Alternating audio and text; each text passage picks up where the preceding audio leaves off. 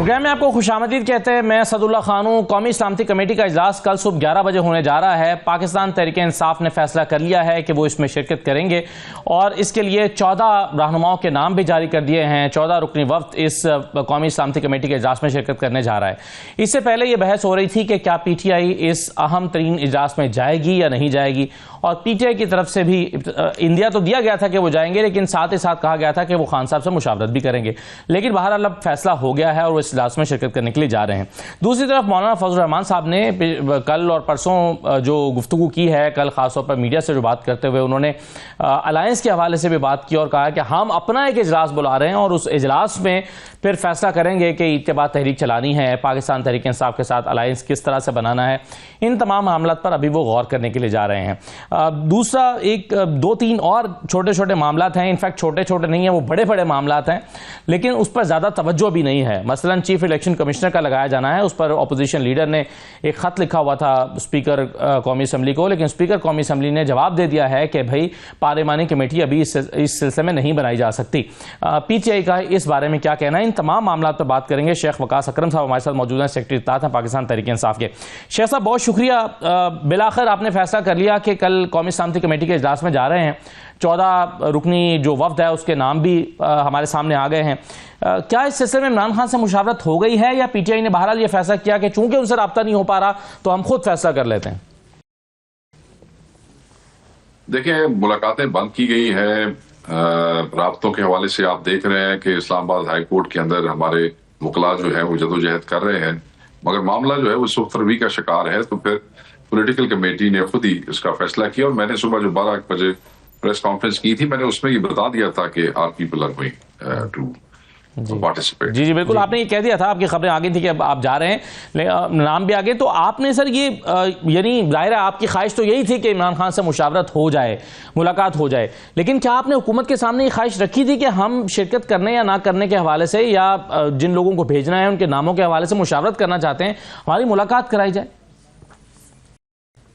नहीं, इस हवाले से ऐसी कोई मुशावरत, ऐसी कोई बात नहीं हुई। हमारी ये जरूर ख्वाहिश थी कि अगर APC होती है तो वो खान साहब के बगैर बेमानी होगी, बेवकत और बेनतीजा होगी। ये क्योंकि फौरी इजलास बुला लिया गया और ये सलामती के हवाले से है, दहशतगर्दी के इशूज हैं, तो उस पे पाकिस्तान तहरीक इंसाफ की पॉलिटिकल कमेटी के पास ये इख्तियार है खान साहब का दिया हुआ कि जब वो इन सूरत हाल में कोई ऐसा समझे तो वो फैसला ले सकते हैं खान साहब के बिहाफ पे। तो they took the decision and I think this the right decision. क्या PTI इतना बड़ा दिल करने के लिए तैयार है कि आइंदा का जो भी मुस्तकबिल में सियासी मंजरनामा हो या जिस तरह से भी इलेक्शन हो, वो कुछ सीटों पर मौलाना फजल रहमान को एडजस्ट करें, कुछ पर शायद खाकान अब्बासी को ओबलाइज करें? आप इस इत्तेहाद को फ्यूचर में साथ लेकर चलने के लिए आमादा हैं या इस पर गौर खोज कर रहे हैं कि हाँ ये भी हो सकता है?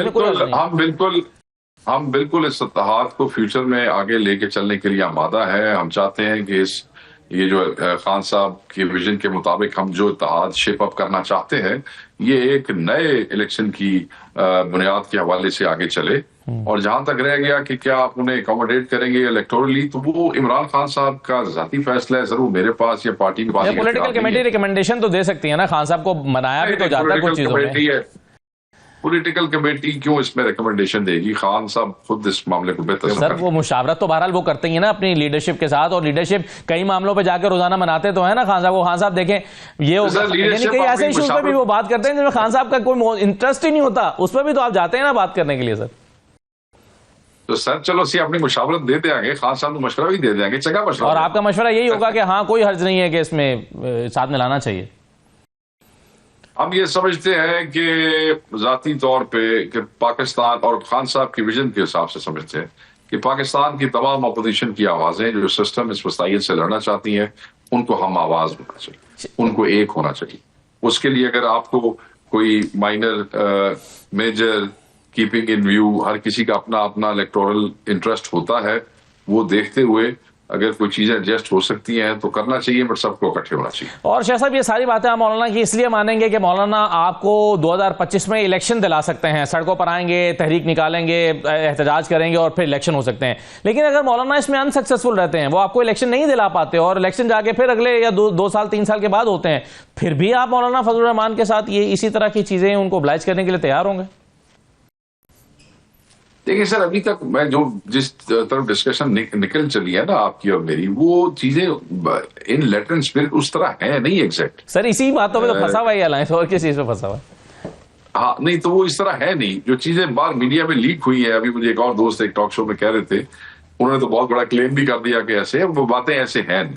कुछ बातें हैं वो बढ़िया बढ़िया गल्ला नहीं ने, वो इमरान खान साहब से आती हैं गल्ला ने, अगर वो अब उस मुनासिब समझेंगे तो। सर ये बताइए शेख साहब के एक आपने खत लिखा था अपोजिशन लीडर ने कौमी असम्बली के स्पीकर को, और उनसे कहा था कि एक पार्लिमानी कमेटी बनाए जो कि किसी नाम पर कंसेंसस डेवलप करे चीफ इलेक्शन कमिश्नर के हवाले से।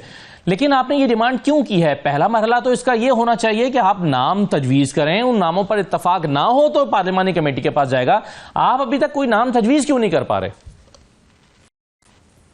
सर वो ऐसे होता है कि ये जो नाम होते हैं ना, वो वो एक दूसरे से कंसल्टेशन में होते हैं, और वो ये नहीं होते कि तो उसके लिए भी कमेटियां होती हैं, लोग आपस में बैठते हैं, आपस में मुशावरत करते हैं।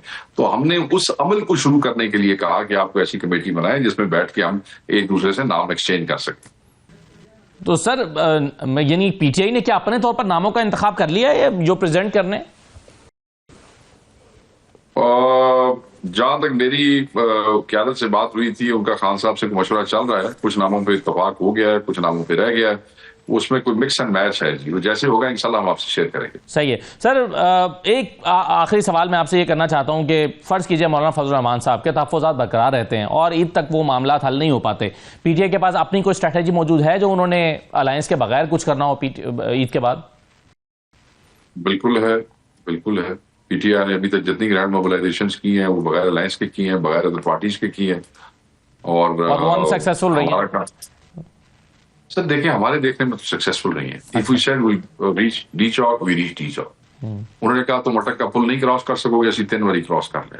उन्होंने कहा ये चिड़िया पर नहीं मार सकेगी, वहां पे हजारों लाखों लोग वहां पे पहुंच गए। As far as we are concerned, साडा तो सक्सेसफुल सी, असि जो आख्या असि वो कीता। अगू फिर मीडिया ने की कीता या साढ़े नाल अगले ने की कीता, कताल करवाया 245 लगा के। वो एक जुल्म की रहता दास्तान है जो सदियों तक लोगों को याद रहेगी। और आप जाहिर है जो भी प्लान करेंगे इन सारी चीजों को जहन में रखते हुए करेंगे कि ये हो चुका है और ये नहीं होना चाहिए था। सर देखें, हम तो तवक्को ही नहीं करते कि हुकूमत और रियासती इदारे अपने ही लोगों पे गोली चलाएंगे। बिल्कुल तवक्को नहीं रखते, कभी ऐसे नहीं होता, ना ऐसे होना चाहिए। पुरअमन एहतजाज सबका आईनी हक है और ये एहतराम रियासती और हुकूमती इदारों को करना चाहिए। सही है सर।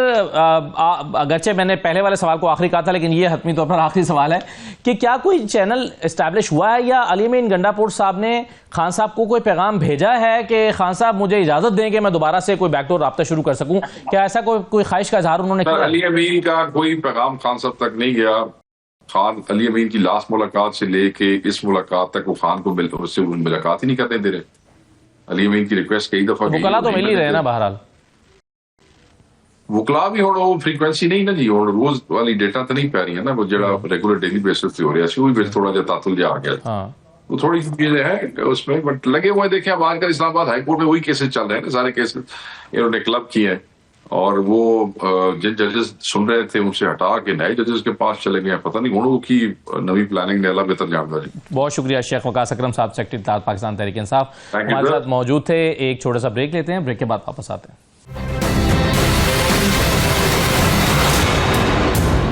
ब्रेक के बाद आपको दोबारा खुशामदीद कहते हैं। हमारे साथ प्रोग्राम में राना एहसान अफजल साहब मौजूद हैं, प्राइम मिनिस्टर के कोऑर्डिनेटर हैं, पीएमएलएन के रहनुमा हैं। बहुत शुक्रिया राना साहब, खुशामदीद। फैसल चौधरी साहब हमारे साथ मौजूद हैं, पीटीआई के रहनुमा हैं, लीगल एक्सपर्ट हैं। बहुत शुक्रिया फैसल साहब। सहर कामरान साहब हमारे साथ मौजूद हैं, पीपल्स पार्टी के रहनुमा हैं, एमएनए हैं। सहर साहब आपको भी खुशामदीद। जी फैसल साहब, बिलाखिर आपने ये फैसला कर लिया है कि आप कौमी सलामती कमेटी के इजलास में शिरकत करने जा रहे हैं? जी बिल्कुल, वकास अकरम शेख साहब ने ये बात की है और गौहर खान से भी उनसे मैंने कंफर्म किया था, तो वो एपीसी में तो डेफिनेटली शामिल होंगे। जो नेशनल एनएससी जो नेशनल सिक्योरिटी कमेटी है उसकी मीटिंग में तो शायद शामिल होंगे। और देखें, अगर आपने एपीसी को इफेक्टिव करना है और इसमें एक पॉलिटिकल कंसेंसस कायम करना है तो फिर तो इमरान खान साहब को एंगेज करना ज़रूरी है। देखिए, इमरान खान साहब का और कोई भी पॉलिटिकल लीडर जो है इस वक्त है, अगर आप उसको एपीसी में, जैसे एपीएस के बाद 2014 में तमाम जमातें बैठी, धरना भी मौकूफ़ किया गया, सारा कुछ मामला ख़त्म किया गया। इस तरह से अगर इमरान खान साहब को अगर आप ऑन बोर्ड नहीं लेंगे, उनकी अपनी जमात के ज़रिए या किसी और ज़रिए से, इसी तरह से अगर डॉक्टर मालिक को आप रखेंगे बाहर, अब्दुल मालिक साहब को बाहर रखेंगे, अख्तर मेंगल साहब को बाहर रखेंगे, अचकजई साहब को, फजल रहमान साहब, मैं बात ये करूँ कि किसी भी पॉलिटिकल आप फोर्स को, और ख़ासकर इमरान खान साहब जैसी फोर्स को, जो कि पूरे पाकिस्तान में कोई इसमें दो राय नहीं है कि वो मोस्ट इफेक्टिव इस वक्त आवाज़ हैं, और अगर उनको आप इग्नोर करेंगे, इंगेज नहीं करेंगे, तो ये इफेक्टिव पॉलिटिकल कंसेंसस नहीं होगा। सो इस वक्त सिचुएशन जो है वो भी डिमांड करती है कि इमरान खान साहब को ऑन बोर्ड लिया जाए। तो देखिए, इस वक्त सिंध में पानी का मसला बहुत शदीद है, उस पर लेके पूरे सिंध में एहतजाज हो रहे हैं। वहाँ पे एक डिस्टर्बेंस है, 2 सूबों में जो है वो दहशतगर्दी की फिजा है, और पूरे मुल्क में पॉलिटिकल अदम इस्तेहकाम है। देखिए, इस वक्त हुकूमत जो है, चाहे वो डिफैक्टो ही है, डिजोरे हम नहीं मानते उनको, लेकिन वो हुकूमत में तो वो मुसल्लत हुए हैं, लेकिन उनका ये काम है कि वो कंसेंसस के लिए एक ऐसे काम करें जिसके लिए मुल्क किसी समत में लग सके। अगर हुकूमत का इस वक्त, आपने जब से ये जाफर एक्सप्रेस का खासकर मामला हुआ है, तो आपने देखा कि इनका जो फोकस है, एक तो इस वक्त कोई पॉलिसी हुकूमत की टेररिज्म रिलेटेड नहीं है, क्या फॉरेन पॉलिसी क्या है, अफगानिस्तान की तरफ क्या है, आपके ईरान की तरफ क्या है, इंटरनल जो मामलात हो रहे हैं, इसमें कोई शक की बात नहीं है कि दुश्मन मुल्क की फंडिंग हो रही है, इन्फिल्ट्रेशन हो रही है। तो ये सारी मामलात को हमने एड्रेस तो करना है, रूट कॉजेज को भी एड्रेस करना है। डॉक्टर मालिक साहब का और जो अख्तर मेंगल साहब है, इवन JUI के कमरान मोहसिन साहब की जो ओपिनियन है वो ये है कि आप उनसे बात करें, और ये जो लोग हैं ये सरदारों के जरिए असर नहीं है। तो ये चीजें आप उनकी जो राय है, का मौक़िफ़ सर उसमें यह है ना कि अगर इमरान खान साहब की नुमाइंदगी तो हो ही रही है, पार्टी के लोग अगर सीनियर तरीन लोग शामिल हो रहे हैं, तो वाई इमरान खान, उसकी वजह ना कि इमरान खान की नुमाइंदगी जो है, अब अगर आप उनसे मुलाकात ही नहीं होने देंगे, उनकी एक्सेस से रोक देंगे, तो इमरान खान साहब का जो मतमा नजर है, उनका एक विजन है, एक व्यू है पाकिस्तान में पॉलिसी टेररिज्म से मुतालिक, और वो उसका जिक्र अपने ओपन लेटर में भी कर चुके हैं। तो ये मामला जो है इमरान खान साहब से, आप उनकी जो पार्टी है उनको एक्सेस तो दें, ताकि जो उनके नुमाइंदे हैं उनसे मिलके एक आपको हतमी राय तो दे सकें। ये बात माकूल है आपकी, बिल्कुल सही बात है। राना साहब, ये जो तजावीज़ या चंद नाम अभी फैसल चौधरी साहब ने दिए हैं, वो कहते हैं इन लोगों को आप शामिल नहीं करेंगे तो ये शायद ज़्यादा इफेक्टिव नहीं होगा। इफेक्टिव तो होगा, लेकिन शायद उतने अच्छे रिजल्ट ना आ सकें जितने आप चाहते हैं। तो क्या हर्ज है इन तमाम लोगों को ऑन बोर्ड लाया जाए? बिस्मिल्लाहिर्रहमानिर्रहीम। देखिए, सब लोगों को ऑन बोर्ड लाया जा रहा है, और जब हम बात करते हैं कि पॉलिटिकल रिकंसिलिएशन होनी चाहिए या APC होनी चाहिए, तो उसके अंदर जो लोग जो सिंपथाइजर्स नहीं हैं दहशतगर्दों के, और उनके लिए उनके साथ नहीं खड़े, तो बाकी जितने भी लोग हैं जो उनको कंडेम करते हैं, उनके साथ एंगेजमेंट होनी चाहिए, इसमें कोई शक नहीं है। देखिए, यहाँ ये भी टेस्ट है पॉलिटिकल जमातों का। देखिए, बहुत सारे एरियाज ऑफ कॉन्फ्लिक्ट हैं विद इन पार्टीज। अब हम पीपल्स पार्टी हमारे साथ कोalition के अंदर हिस्सा है, हमें सपोर्ट करते हैं, उसके बगैर गवर्नमेंट, फेडरल गवर्नमेंट ना एग्जिस्ट करे। लेकिन क्या ये वक्त है कि आप उन मुद्दे को आप टॉपिक ऑफ डिस्कशन लेके आए? अब बिल्कुल पानी का मामला इंपॉर्टेंट है, उसके ऊपर रियासत का मौक़िफ़ भी आ चुका है कि किसी का भी शेर नहीं मारा जाएगा और किसी सूबे का हक तलफी नहीं होगी। लेकिन क्या दहशतगर्दी के ऊपर कंसेंसस क्रिएट करने से पहले पानी का मामला जो है वो तय पाना क्या लाजिम है? तो इसी तरीके से ये जो हम बार बार बात सुनते हैं कि जी खान साहब से मुशावरत और ये नहीं होगी, तो हम तो देखें, जमात है, एक जमात अगर अहल नहीं है कि वो कोई इनपुट दे सकती है या कोई बेहतरी ला सकती है, तो ये उस जमात का कॉल है। ये हुकूमत का कॉल नहीं है कि हुकूमत जो है कन्विक्टेड क्रिमिनल के साथ जो है वो दरवाजे खोल दे और मुशावरत हो। ये तो देखिए, इस वक्त राना साहब मसला ये है कि जो इस वक्त मुल्क के हालात हैं, इसमें तो कोई भी हुकूमत परफॉर्म नहीं कर सकती, चाहे वो पीपल्स पार्टी हो, PMLN हो, PTI हो। इन हालात में ना आप इन्वेस्टमेंट ला सकते हैं, ना कारोबार को इस्तेहकाम दे सकते हैं, ना अपने उन ममालिक को जिनकी इन्वेस्टमेंट है, CPEC, चाइना इस वक्त परेशान है। तो आप कौन सी हुकूमत परफॉर्म कर सकती है इन हालात में? तो ये तो आपकी हुकूमत की और इनफैक्ट मुल्क की जरूरत है कि किसी तरह से मामला को चलाएं। तो हम तो कंसेंसस कर रहे हैं। APC की बात प्राइम मिनिस्टर ने की, इसी तरह अब जो नेशनल सिक्योरिटी कमेटी की मीटिंग होने जा रही है, बड़ी खुशाइन बात है कि इस फोरम को जो है, जो अपोजिशन लीडर है, जो अपोजिशन की रिप्रेजेंटेशन है, वो इस इंपॉर्टेंट फोरम में होगी और इंपॉर्टेंट डिस्कशन होगी। यही चीज हमें बढ़ना है। अब इसको आप मुतनाज़ा बनाएं इस बेसिस के ऊपर के 10 चीजों पे जिसके ऊपर हमारे इख्तलाफात हैं कि उनको आप टेबल पे ले आए, तो इसका मतलब है वो जमातें जो हैं वो दहशतगर्दी के हवाले से या नेशनल इंटरेस्ट के ऊपर कंसेंसस डेवलप करने में इंटरेस्टेड नहीं है और आज भी वो फितने का किरदार अदा कर रहे हैं। तो ये चीजें जो हैं हमें लिहाज करना चाहिए। मुल्क के अंदर दहशत के बाद कंसेंसस हो जाएगा।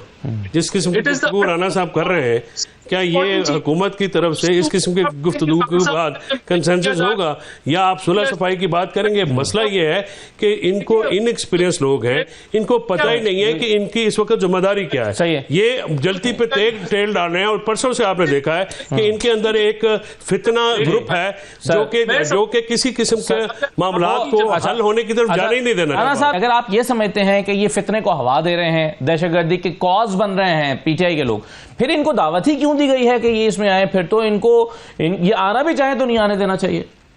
देखिए, मैंने तो नहीं कहा कि पीटीआई फितना बन रही है। मैं तो कह रहा हूं अगर वो 10 जो अगर नहीं सुने, अगर 10 जो इख्तलाफात हैं, 25 इख्तलाफात हो सकते हैं, 100 इख्तलाफात हो सकते हैं, लेकिन आज जो डिस्कशन है वो दहशतगर्दी पे ऊपर है। अगर आप उन 100 इख्तलाफात को टेबल पे ले आए कि भाई पहले इनका हल कर दें, या हम ये चाह रहे हैं और वो चाह रहे हैं, पहले ये हल निकाल लें, तो वो तो फिर आप ऑब्वियसली इसको डीरेल करना चाह रहे हैं ना। आप सीरियस ही नहीं है, दहशतगर्दी के ऊपर आप अपनी सियासत चमका रहे हैं।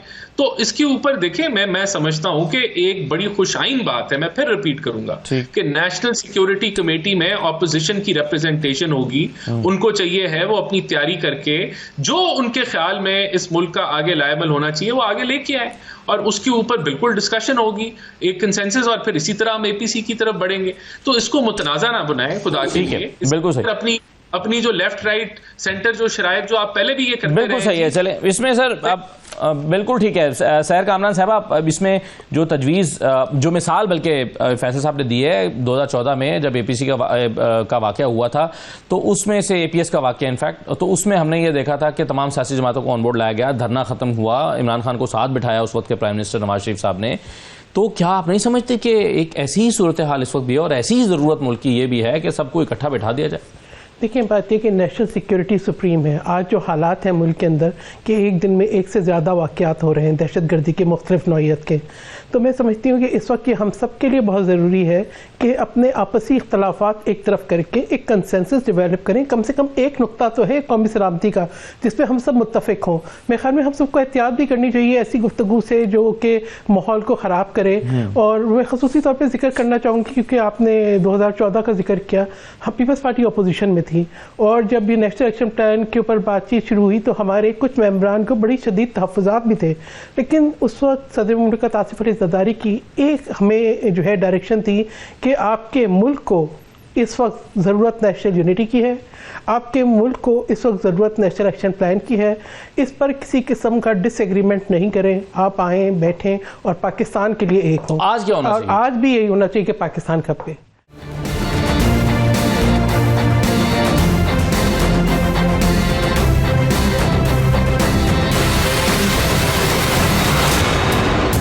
आज भी यही होना चाहिए कि पाकिस्तान, जो ये सिचुएशन एक दफ़ा नहीं हुई, ये सिचुएशन 2007 में शहीद मोहतरमा बेनज़ीर भुट्टो साहिबा की शहादत के बाद भी थी, लेकिन उस वक्त देखेंगे लीडर के ऊपर होता है कि लीडर किस तरीके से सबको साथ लेके चले और एक कंसेंसस सिचुएशन डेवलप करे। लेकिन मैं इसके साथ साथ अपोजिशन को भी कहूँगी कि जिम्मेदारी का सबूत सबको देना है।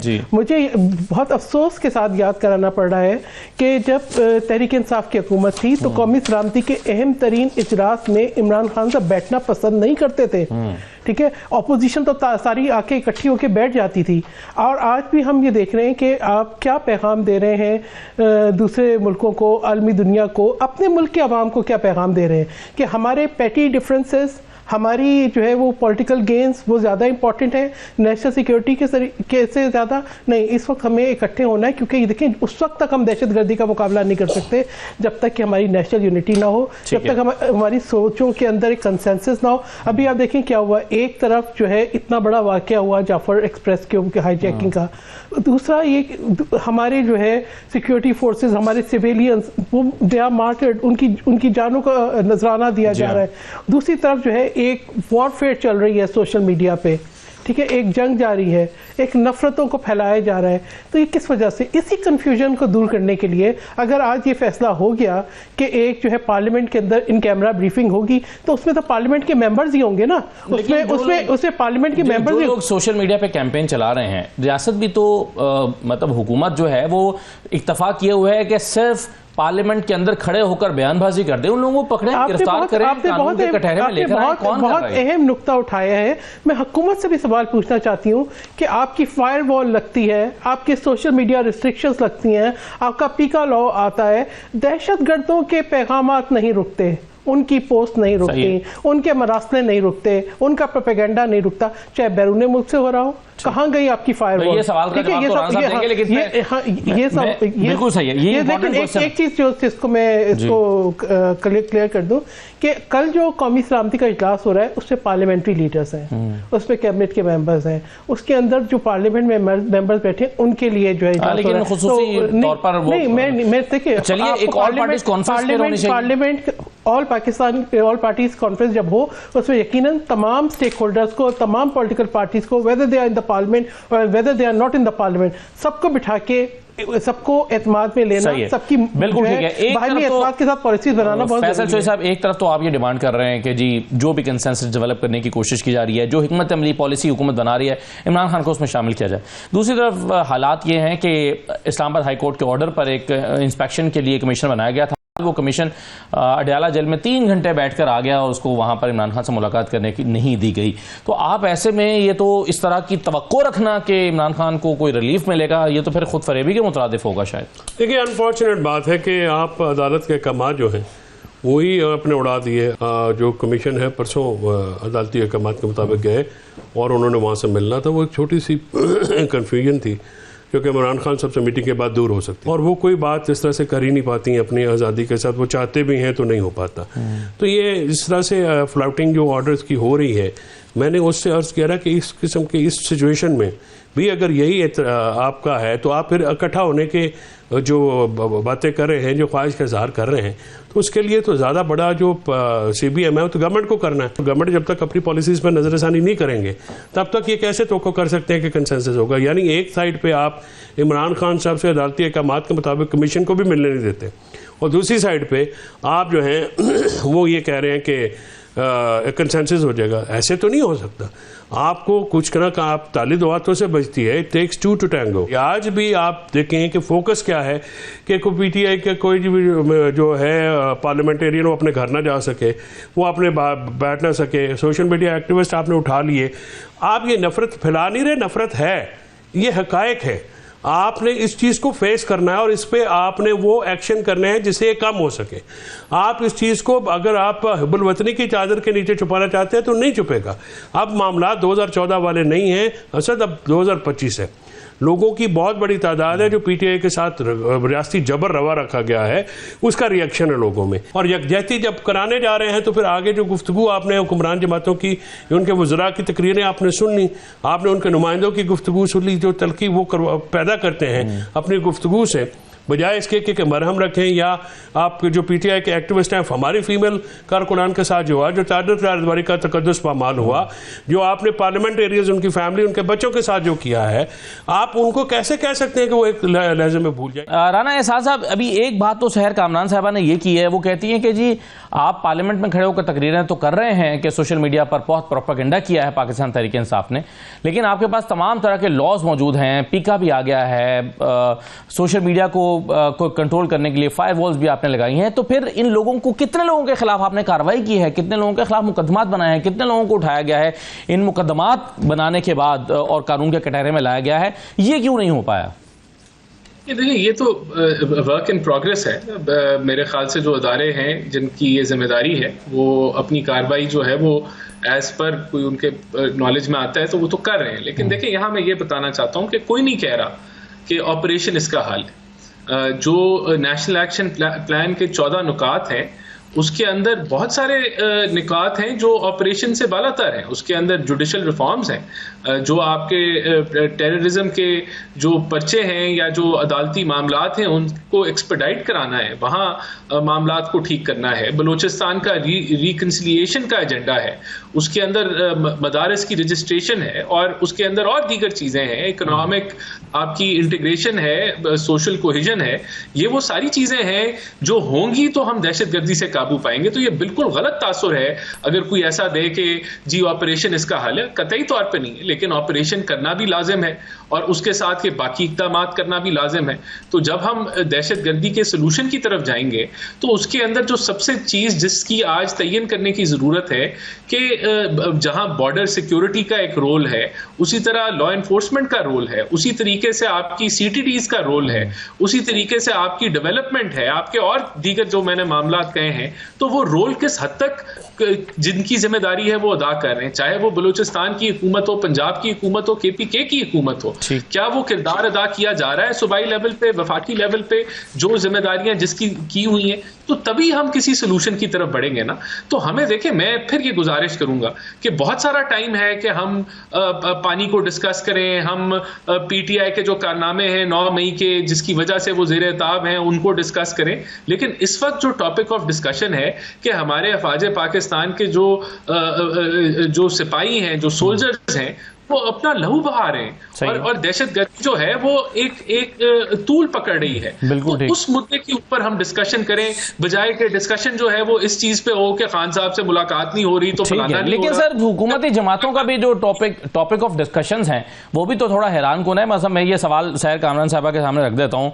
राब्ता कमेटियों का इजलास हुआ है पीपल्स पार्टी और PMLN की, और उसमें क्या शिकवे शिकायतें हुई हैं कि जी आपने सदर जरदारी साहब आए थे तो उनको रिसीव नहीं किया। उन्होंने कहा जी आपके गवर्नर जो है वो हम पर तनकीद क्यों करते हैं, चीफ मिनिस्टर पंजाब पे। फिर कुछ हलकों के लिए उन्होंने मांगे हैं, फंड्स मांग लिए हैं। उन्होंने कहा कि जी जो आपके मुंतखब हैं सिर्फ उनको देंगे, बाकियों को नहीं देंगे, डेडलॉक बरकरार है। फिर ये पावर शेयरिंग का फॉर्मूला आपका बन नहीं पा रहा। फिर जो एक और मसला आपका ये था कि आपने जो है वो पंजाब में अपना जो वजारतें मांग रहे हैं वो कहते हैं फिर सिंध में हमें वजारतें दे। तो टॉपिक्स हुकूमत की जमातों के टॉपिक्स क्या हैं, होने क्या चाहिए आज और हैं क्या? देखें बात ये है कि आप सर मैं अगर सैर साहबा से जवाब ले लूं फिर आप देखिए, बात ये है कि आप दो चीज़ों को मिक्स ना करें, ठीक है। ये जब आप अभी जिस मौजू की बात कर रहे हैं उस मौजू का इससे कोई ताल्लुक नहीं है, ठीक है। ताल्लुक नहीं है, लेकिन आज के हालात, एक मिनट, आज के हालात आपकी तरजीहात का अंदाजा तो होता है ना। नहीं, आप गलत बयानी कर रहे हैं। सदर मुमलिकत ने अपने जो खिताब जो ज्वाइंट सेटिंग के साथ था, उन्होंने उन तमाम अवामिल का जिक्र किया जो आज के चैलेंजेस का हल निकाल।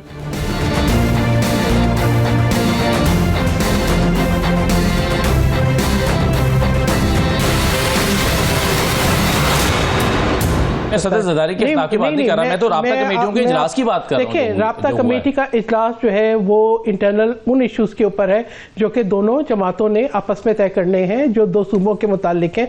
लेकिन इसका ये मतलब नहीं है कि हम जो है we are not sensitive to the national security. Pakistan Peoples Party ने हमेशा आगे बढ़ के नेशनल सिक्योरिटी को सुप्रीम समझा है, पाकिस्तान की कौमी सलामती को सुप्रीम समझा है। ना सिर्फ बिलावल भुट्टो जरदारी, उन्होंने जिस तरीके से एक बहुत अच्छा खिताब किया, जिसकी जो है तायीद जो है पीटीआई ने भी की। बात गुफ्तगू अच्छी भी हो सकती है, मशवरे अच्छे भी हो सकते हैं, एक डायरेक्शन भी तय हो सकती है। लेकिन आप अगर आप उसको ये कहेंगे कि क्योंकि नेशनल कौमी सलामती का मसला है, देखिए दो चीज़ें होती हैं। एक चीज़ होती है कि अगर हम पानी की बात करते हैं तो आपको ये भी देखना है कि आपको छोटे सूबों को महरूमियों से बचाना है। एक जो है आपको उन जो है ना मामलात को भी देखना है। अगर हम ये कहते हैं कि डेवलपमेंट तमाम जो है सूबों के अंदर यकसा होनी चाहिए, तो हम सही कहते हैं कि भाई आपने मोटरवेज पंजाब से बनाई, अगर आप पोर्ट सिटी से बनाते, अगर आप गवादर से बनाते, तो आज जो है सिचुएशन बलूचिस्तान की भी मुख्तलिफ होती। आप अगर हम ये कहते हैं कि जी पानी की मुनसिफाना तकसीम हो, तो आप एक सूबे के जो है जो सरसब्ज़ ज़मीनें हैं उनको बंजर करने से हम बचाना चाहते हैं। अगर आप उनसे उनका रोजगार भी ले लेंगे, आपकी पॉलिसी सस्टेनेबल नहीं होंगी। आप जो है एक टॉप वीट प्रोड्यूसिंग मुल्क से लेके आप जो है दोबारा इंपोर्टर बन जाएंगे। आप जो है अपने जो है डोमेस्टिक कपास के ऊपर 18% जो है वो ड्यूटी आयद कर देंगे और इंपोर्ट्स पे गुजारा करेंगे। आप जो है ना इन ये मामलात आप तो इस पे मामलात पे भी तो बात करने की जरूरत है ना। अगर हम इन मामलात पे बात नहीं करेंगे तो महरूमियां बढ़ेंगी, बेरोजगारी बढ़ेगी। देखिए इन मामलों पे बिल्कुल बात होनी है, ये मामला हो रही है। देखिए अभी तो ये बात हो रही है हमारे फंड दे दो, हमारे जो मुंतखब एमएलए उसके अलावा जो सेकंड नंबर पे रहे उनको भी फंड्स दे दो। अभी तो फंड्स की बात है। हम सेंसेशनल रिपोर्टिंग के आदी हैं, हम सेंसेशनल। आप क्या ख्याल है कि संजीदा दो जमात नहीं दो संजीदा जमातें मिलकर सिर्फ ये बात कर रही होंगी वो अहम तरीन इश्यूज के हम पार्लियामेंट में नहीं उठा रहे? पानी का इशू मैं तो आज सुबह भी ये इशूज जो है, जब मेरा क्वेश्चन था ट्रेड डेफिसिट पे, मैंने तब भी इस बात को रेज किया है और गवर्नमेंट को बोला है कि भाई आप सिर्फ जो है बोरोइंग के ऊपर, आप सिर्फ जो है वो जो है फिगर्स के जो है वो मैनिपुलेशन के ऊपर जोर ना दें, आप ऐसे हकीकी इकदाम करें जिससे जो सस्टेनेबल हो। आप ये ना करें कि आप जो है लोकल बैंक से $9 बिलियन जो है एक साल के अंदर लोन लें और फिर बताएं कि आपके पास जो है कैश सरप्लस है। ये सब ना करें। हम इंडिकेट करते हैं ये तमाम तरीन अहम तरीन मामला को, लेकिन इसका ये मतलब नहीं है कि अगर छोटे सूबों के कुछ खदशात हैं या अगर हमारे पंजाब के अंदर जो मेंबर्स हैं उनको आप बिल्कुल डिनाई कर दें। अगर PMLN का वजूद है सिंध के अंदर, पर उनको सियासी सरबराह नहीं मिला, बशीर मेमन साहब को ढूंढ के उनको लाना पड़ा। आई डोंट वांट टू से दीज थिंग्स। मैं कहती हूँ इस वक्त मेरी तरजीह सिर्फ मेरी पार्टी की कौमी सलामती है, सिर्फ कौमी सलामती है। इस वक्त हम मुल्क में अमन देखना चाहते हैं और मैंने कहा आज की बात नहीं है। शहीद मोहतरमा बेनज़ीर भुट्टो साहिबा ने दहशतगर्दी को ललकारा, आसिफ अली जरदारी साहब ने पाकिस्तान खप्पे का नारा लगाया, उन्होंने सूबों को उनके इख्तियारात दिए, उन्होंने बलूचिस्तान के अंदर महरूमी के अजाले के लिए अखाज़ हक़ूक़ बलूचिस्तान की बात की। अभी भी उन्होंने अपने मुश्तरका इजलास से खिताब के अंदर ये कहा है कि तमाम सूबों के अंदर हमारी में या तो आप कहेंगे वो हमारी नहीं है तो फिर तो बात समझ आती है। जो हुकूमत के पास जो वसाइल है, हुकूमत पूरी कोशिश कर रही है। दहशतगर्दी का मुकाबला सिर्फ एक सूबाई हुकूमत नहीं कर सकती। हम केपी की हुकूमत को भी नहीं कहेंगे। आपने एहसास महरूमी का जिक्र किया, मैं तो उसकी बात कर रहा हूं, मैं दहशतगर्दी की बात नहीं कर रहा। महरूमी हम रिसोर्सेज की एलोकेशन जी ठीक है। फैसला साहब कॉमन इंटरेस्ट की मीटिंग होनी चाहिए, बिल्कुल सही है। कब तक आप टालते जाएंगे? बिल्कुल सही, इसका जवाब तो अभी राणा साहब देंगे। लेकिन फैसला साहब, ये मुल्क में एक एतमाद की फजा कायम करने के लिए तमाम आईनी इदारों का अपने यानी जो उनकी आईनी जिम्मेदारियां वो पूरी करना ज़रूरी है। अब एक इलेक्शन कमीशन है, उसके लिए आपने एक ख़त लिखा था अपोजिशन लीडर ने कि स्पीकर साहब जो है पार्लिमानी कमेटी कायम कर रहे हैं, लेकिन उन्होंने इससे इनकार कर दिया। उन्होंने कहा जी ये नहीं हो सकता, और उसके लिए उन्होंने जो है वो राय मांग ली है, कानूनी राय। आपकी ये डिमांड सही है क्या? क्योंकि पहले तो आपका डिसएग्रीमेंट होगा तो पार्लिमानी कमेटी बनेगी, आपने अभी तक कोई नाम ही फ्लोटिंग की है। देखिए, ये सबसे पहले दो बातें मैं जो सर कामरान साहब ने की हैं, उन्होंने कहा कि फिगर मैनिपुलेशन है, यानी मैनिपुलेटेड फिगर्स है, फिगर फजिंग है हुकूमत जो कर रही है, और फिर फॉर्म 47 की हुकूमत की तस्दीक गवर्नर पंजाब ने भी की। तो ये पीपल्स पार्टी जो है वो नाना करते हुए सच तो थोड़ी बहुत बोलती है। तो बात जो आप बात कर रहे हैं, हाँ थोड़ा ज़्यादा नहीं, बस जहाँ जितना वारा खाता है। तो इसको ये है कि ये पार्लिमानी कमेटी जो है ये नाम जो है स्पीकर मांगते हैं। कॉन्स्टिट्यूशन के मुताबिक टेक्निकली स्पीकिंग तो अगर किसी भी अहदेदार में अब हमने जो पार्लिमानी जो लेटर लिखा था उसमें हमने यही कहा था कि आप पार्लिमानी पार्टी बनाइए ताकि फिर उसके आगे जो है वो नाम फ्लोट किया जा सके। तो स्पीकर साहब ने हस्बे मामूल जो है वो इस दुआम देते हुए अपने इक़्तिदार को जो है, आपको ये भी ये जो अभी राणा साहब बड़ी बढ़ की बातें कर रहे हैं ना, तो इशू ये है कि आपने जब हिंदुस्तान हम पाकिस्तान पे हमला करने वाला था तो इनके अपने ट्रैक रिकॉर्ड क्या थे? इनके अपने ट्रैक रिकॉर्ड एक बाइसे शर्म है। इनके अपने ट्रैक रिकॉर्ड पाकिस्तान की हुब्बुल वतनी के ऊपर, ये खालिद जावेद लतीफ़ ने कहा था कि अगर मियाँ साहब ना हुए तो पाकिस्तान हमें नहीं खपे। ये बात जावेद लतीफ़ ऑन रिकॉर्ड है कि नहीं है? इन्हीं के पार्टी के बंदे हैं ना, इन्हीं के पार्टी के लीडर हैं। तो ये बातें इन्होंने की हुई हैं। ये दूसरों के ऊपर उंगलियां करते हैं तो अपने गिरबान में भी झांके। हाँ, इस वक्त जो है उस वक्त इन्होंने वहां जहां से पैसे लिए, जरदारी साहब के ऊपर जरदारी साहब की जुबान किसने काटी? वो कह रहे हैं मजबूरी नहीं है, मुफाहमत है। मुफाहमत भी मजबूरी होती है। वो तो इनके सदर साहब ने कहा हमारी मजबूरी है, हम क्या करें। नहीं, बेनज़ीर साहिबा खुद जद्दा आई थी और नवाज शरीफ साहब से मिली थी, उसके बाद चार्टर ऑफ डेमोक्रेसी हुआ था। देखिए आगे भी बढ़ना है, हर वक्त दुश्मनियां और इंतकाम को लेके आप नहीं रख सकते। वरना सदर मुमलिकत आसिफ अली जरदारी 10 शहरों में, आपको पता है पीपल्स पार्टी के साथ क्या हुआ? पहली दफा सिंध में 10 शहरों में इनके सदर के मुझे बताया गया है कि जी उनके वो हुआ है, आग लगाई गई है फिगीज को। इस कदर नफरत है, इस कदर गुस्सा है पीपल्स पार्टी को मजबूरी के तहत। और इसकी जो है जरदारी साहब ने जो है खुद अपने ऑफिस में बैठ के कहा बना लो नहरें।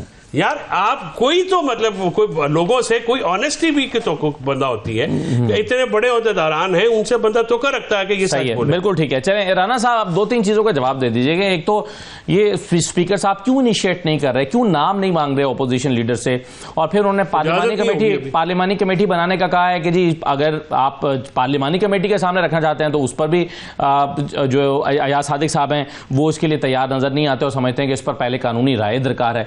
फिर आपने जो CCI का इजलास है वो सहर कामरान साहब ने शिकवा किया कि वो नहीं हो रहा है। फिर अवाम के कुछ शिकवे भी हैं, एक सोलर पॉलिसी आप लेकर आए हैं, मैं 3-4 चीजें इकट्ठी आपके सामने रख रहा हूं, वो उस पर भी बहुत सारे लोगों के तहफुजात हैं। पेट्रोलियम लेवी आपने 60 रुपए से बढ़ाकर 70 रुपए कर दी है और अवाम को जो रिलीफ देना था वो नहीं दिया और उससे आप 7 अरब रुपए इकट्ठे करेंगे। तो सर ये जो है वो इससे हुकूमत के खिलाफ जो शिकवे हैं वो बढ़ते नहीं जा रहे हैं? देखिए, मैं तो समझता हूं कि जो पार्लिमानी कमेटी का मामला है वो तो स्पीकर साहब भी उसका बयान कर सकते हैं। देखिए तो पानी का मामले के ऊपर तो हमारा यही बुनियादी मौकफ है और CCI का इजलास भी इस पे हो जाएगा और कोई किसी का हक तलफी नहीं। जो सोलर की बात है, देखें सोलर के ऊपर जो मिनिस्टर हैं पावर के, उनके वो आ रहे हैं टीवी पे, वो बयान दे रहे हैं कि सोलर के ऊपर जो है, जो लोग सोलर नहीं लगा रहे उनके ऊपर तो एक्स्ट्रा कॉस्ट नहीं डाली जा सकती ना। और अभी भी जो पे बैक है उसको एक मुनासिब किया गया है कि जहां वो 1.5 साल या 1.25 साल का पे बैक था उसको 3-3.5 साल पे लेके गए। तो आज भी सोलर जो है वो मुनाफे में है, अगर सोलर आप नेट मीटरिंग पे है वो मुनाफे पे है, लेकिन उन चीज़ों को रैशनलाइज किया गया है जिसकी ज़रूरत थी। सोलर को बिल्कुल डी इंसेंटिवाइज नहीं किया जा रहा। और हमने देखें बात ये, पाकिस्तान एक सोलर रेवोल्यूशन से गुजरा है, कोई 10-11 हज़ार मेगावाट के सोलर पैनल इंपोर्ट हो चुके हैं। तो हमने जो है इस एक बड़े इकदाम के बाद आपने पॉलिसी रिव्यू करना है और आपने देखना है कि किस तरीके से आगे बढ़ना है, तो उसको आपने ट्वीक किया है। उसके अलावा आपका क्या सवाल था? सर ये पेट्रोलियम लेवी आपने 10 रुपए बढ़ा दी है, उसे अब मैं फिगर्स देख रहा था कि हुकूमत को एक माह में 100 अरब रुपए की आमदन इससे होगी। तो ये कुछ रिलीफ शेयर कर लेते आवाम के साथ, कुछ हुकूमत अपनी आमदन कर लेती, लेकिन आपने बिल्कुल रिलीफ शेयर नहीं किया। देखिए रिलीफ तो 100% शेयर करते रहे हैं पिछले 1 साल के अंदर, और ये तो 320 के ऊपर जो है वो 300 तक पेट्रोल पहुंच चुका था, अब तो तकरीबन 250 के ऊपर खड़ा है। तो रिलीफ तो शेयर किया जा रहा है, फिर इन्फ्लेशन भी नीचे की तरफ आई हुई है। देखें अभी तो सबसे बड़ा रिलीफ पैकेज तो बिजली का आने वाला है, तो मेरे ख्याल से हमें उसका इंतजार करना चाहिए। आखिर 1-2 ही तरीके, या आप रिलीफ जो है वो कर्जा लेके दे दें, और वो रिलीफ नहीं है, वो तो बल्कि सूली पे चढ़ाने के मुतरादिफ है वो रिलीफ, या आप रिलीफ जो है वहां दें जहां से आप थोड़ा सा ले लें और दूसरी तरफ आप रिलीफ दें जहां ज्यादा इकोनॉमिक बेनिफिट है। तो हुकूमत उस तरफ जा रही है, जो सस्टेनेबल चीजें हैं वो हम करने जा रहे हैं। इंशाल्लाह बिजली का रिलीफ आएगा तो वो एक ठंडी हवा। चलें, सहर कामरान साहबा के इस मिसरे के साथ ही प्रोग्राम को खत्म करते हैं कि कौन जीता है तेरी जुल्फ के सर होने तक, ये इन्होंने मिसरा दिया है। बहुत शुक्रिया राना साहब, सहर साहब आपका भी शुक्रिया, और फैसल साहब आपका भी शुक्रिया प्रोग्राम में शिरकत करने के लिए। इजाजत दीजिए, अल्लाह हाफिज।